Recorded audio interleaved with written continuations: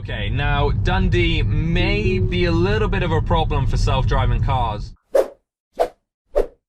Welcome back everybody to Tesla Driver. I hope you're doing very well. Today we're continuing our UK Autopilot City Tour, and we are in the city of Dundee in Scotland. Now, interestingly enough, Dundee have, and I quote, said that they have the best roads and the best driving experience in the UK. So that's quite a bold statement, and today we're going to see if that at all affects how Autonomy and Autopilot drives around the city. So what we're looking for is obviously nice and simple, easy roads to drive around, easy roads to understand, and there to be no traffic. They said that it's actually a joy to drive by car to this city. It's a big statement, and we're going to try and see if it is correct today. So we're coming up to our first roundabout here, and of course we do have the full self-drive preview, and in fact it's stacked on top of each other, two traffic lights here, which is correct. It has got two stacked traffic lights, and I'm hoping it's going to be navigate on autopilot up here, but I'm not 100% sure. Going to initiate a lane change, which it does successfully, which is great.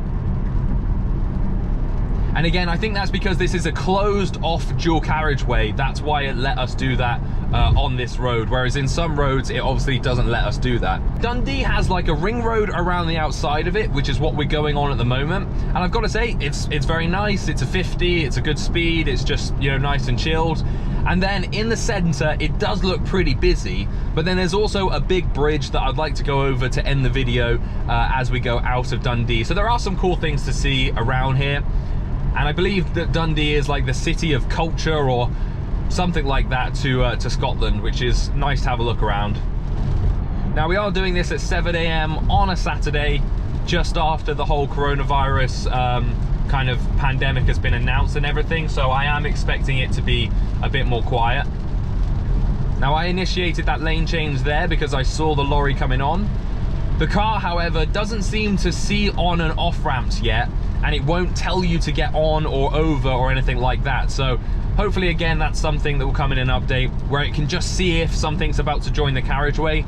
It just tells you to move over or not. Again, though, I'm intrigued to know why this isn't on Navigate on Autopilot, because this is, you know, a closed stretch of road here.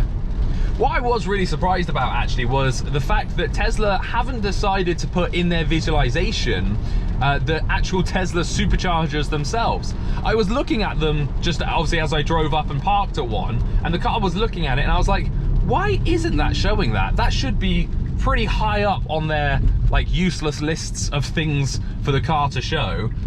Surely it should be higher than bins, I would have thought. Okay, we're going into the city now, and okay, the roads have changed straight away, and there are cars parked on the roads here, so that's not ideal. However, the car's not too bothered by it. It's picking up some bins here on the left-hand side. I think it picks up things like that cabinet there as a bin as well. It's picking up lots of different things. But again, I think it should just be any stationary object, just should look like a box pretty much on the road. It was going right. Wow, look at that. That is crap. That is absolutely crap. I was going to say a way worse word, but I stopped myself. It came onto the correct side of the road, like it was bringing itself over to the right, and then all of a sudden it just decided to throw itself left and slammed on behind a car, which is just really, really bizarre behavior, I must say. Okay, so I'm going to have to pull it off here. But again, as we come up to the lights, you can see all the arrows on the road, you can see the lights and the lights changing colors. Okay, now Dundee may be a little bit of a problem for self-driving cars, just because at the moment I can see they like to park their cars right on the edge of the roads, and there's no line to show where the parking bay is. Because this isn't technically a problem, it's just that there's no solid line defining where the bays are. And that sometimes does confuse the car and makes it accelerate and then decelerate. Okay, so it's braking there for that van, accelerating again now. And again, there's no one behind us, so I am making sure. But you can see there, it broke so hard, it braked so hard and slammed on, and then worked its way around. Yeah, look at this. This is not doing it quite the best.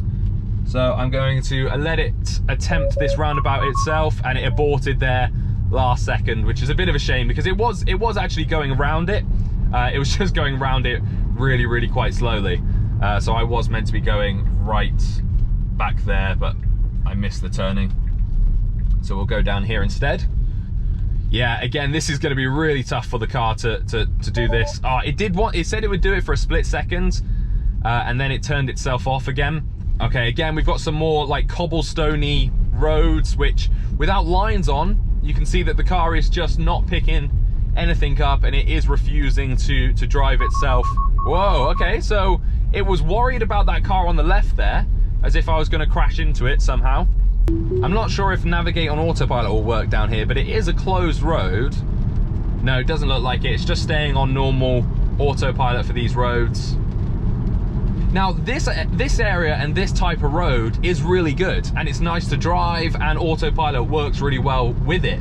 But for the rest of this city, so far, it's been cobblestones, there's been roads with no lines on them that just make it really hard for the car to drive. Okay, so I'm gonna let the car try and do this on its own. Oh my God, it was gonna just cut that curb. This really isn't the best example of a city ready for autonomy at all. And again, it just shows that the car itself is definitely not ready for full autonomy yet. And on the city streets, for definite, it's not fully ready. However, it's again picking up the arrows nicely. It sometimes is a little bit hit and miss with arrows that are forward and left, or forward and right. It just shows them as one of the other. But again, that's not necessarily awful. Oh, there you go. As you saw it there, picking up some pylons, which is quite cool. And autopilot back on. Again, this is a two-lane road, and I didn't quite realize it. There's lots of dual carriageways around here that to me seem like just, you know, like one car on each side of the road, but no, it is a dual carriageway. Again, coming up some lights, it's clearly seeing it, but sadly not stopping for it. And as we get close enough, every single time it turns the lights green for us, which is annoying. Okay, here we go. It's actually done it for us this time. So green lights. It tried to go slightly into the bus lane there, and whoa, okay, that was taking us into that car park down there for some reason. And again, up to some more lights, which are showing red. Is this person being picked up? Yep, there he is. He's being picked up there as he walks across the street. So let's see, we're on a dual carriageway here, as you can see. I'm gonna try and change lanes. But no, the car's refusing to change lanes. It just indicates and doesn't actually change the lane, which is a shame. So here, again, going up to some red lights. Oh, they just turned as I turned off autopilot. So I could have left autopilot on there. And I actually need to turn around. Handling the curves really well there. It's got a little bit confused, and again, that's because of the bus stops. Now, remember previously I told you about the bus stops with this car, and it really doesn't like them for some reason. It follows the bus stop lines sometimes more than it will even follow the normal road lines. This is quite a cool little area that we're going down, so it's almost going into like a little one-way system. We do have to give way here. So I'm just gonna check. Yeah, there's no one coming. So the car does merge over because it was a dotted line. The car will go over it. However, obviously there it wasn't looking at all, so I did have to make sure myself that it was safe to go. And now we're back over to this roundabout that we were at before. Let's see if it can tackle it. Let's see what lane it's going to pick. I assume it'll pick the left. Yeah, it has picked the left lane. Just going to check. There's no one coming. There's no one on the roundabout. The car is following it correctly. And it is still following it correctly. That's really good. And now I really want to change lanes. However, sadly, it's not going over to the right-hand lane. But I can sit in this middle lane, so that works. So we're just going to sit in this middle lane. And again, as we come up to all these red lights, it sends you that warning if it doesn't think you're going to stop. And then obviously it will just abort if you carry on. And again, it's picking up these as traffic cones this time. So the little bollards, it is picking up as traffic cones and showing them on the system. And now we're going to try and go over that bridge I mentioned earlier, but missed. So again, picking up all the lights correctly, really nice, all the arrows on the road. It does look so much better since this driver visualization package has dropped. And it does give you more confidence because you just think it can see more. Okay, so I'm not quite sure how this works here. I'm just gonna follow this road, and this isn't the bridge. We're going underneath the bridge, okay? Didn't realize that. And I'm going to attempt it in this lane. So I need to go over there. But again, yeah, look at that. The car does not want me going on the bridge at all. It was trying to take me down underneath the bridge again, which is a little bit strange.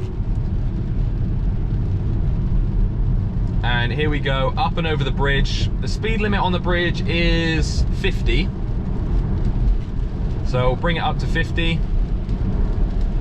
and go over. Oh, this is really cool. So again, you know, this is obviously a dual carriageway, but the car sadly won't indicate over and it won't change lanes for us, which is really annoying. But you can see that self-driving down this bridge isn't going to be a problem at all.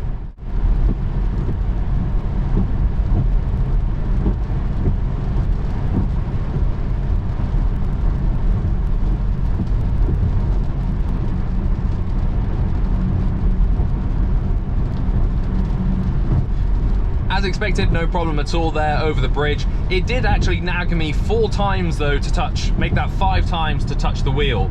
So again, even though navigating autopilot is on and it is ready, it's just not turning on the system itself. And I think it's actually because we're coming up to a roundabout and navigating autopilot still isn't ready to do roundabouts. It's asking us to get to the right-hand lane, but again, even though we're on a dual carriageway, it sadly still isn't allowing us to change lanes.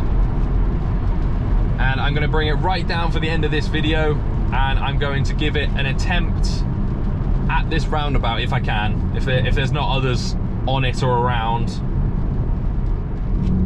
I'll give it a little attempt. So I'm going to bring it all the way down to 10. Okay, no one on it there, just that guy about to come on it, and it aborted straight away. So yeah, as we saw there, it's not ready, as we know, for roundabouts. But it's really not wanting to do them at all. It's just aborting. It's actually aborting a lot quicker than it used to. It used to try and do the roundabouts a little bit more, whereas now it seems just to give up straight away. And now we're on some normal roads all the way down to Edinburgh. Thank you all for watching. I hope you enjoyed this video. If you did, leave a like down below. Let me know what you think about Dundee and whether you think the roads there are, quote, the best in the UK. Until next time, don't forget, drive safe.